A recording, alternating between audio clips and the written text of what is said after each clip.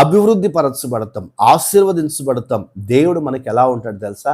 అపరంజిలాగా, బంగారంలాగా, వెండిలాగా దేవుడు మనకు ఉంటాడు. ఈ లోకంలో ఉన్నటువంటి వెండి బంగారాలు కాదు, వాటి కోసం కాదు మనం ప్రయాసపడవలసింది. చూస్తున్నాం కదా వెండి బంగారాల యొక్క స్థితి. కొన్నిసార్లు పెరుగుతుంది, కొన్నిసార్లు తరిగిపోతుంది. ఒక్కొక్కసారి రేటు బాగా పెరుగుతుంది, కొన్నిసార్లు రేటు బాగా తగ్గిపోతుంది.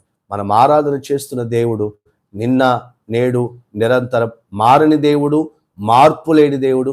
మనం ఆరాధన చేస్తున్న యేసుక్రీస్తు కనుక ఆయనను మనం ఒక స్వాస్థ్యముగా మనం పెట్టుకొని మనం నడిపించబడితే మన ప్రార్థనలు, మన మనవులన్నిటినీ కూడా ఆయన ఆలకిస్తాడు. ఆలకించిన తరువాత మనం ఏం చేస్తామంటే ఆయనకు చెల్లించవలసినటువంటి మొక్కుబళ్ళన్నీ కూడా చెల్లించగలిగేటువంటి శక్తిని, సామర్థ్యమును ప్రభు మనకు దయచేయును గాక. ఎన్ని గొప్ప ఆశీర్వాదాలండి. సహవాసం కలిగి నడిపించబడాలి. అక్కడే వ్రాయబడిన మరొక్క మాటను మీరు కాస్త గమనించగలిగితే 40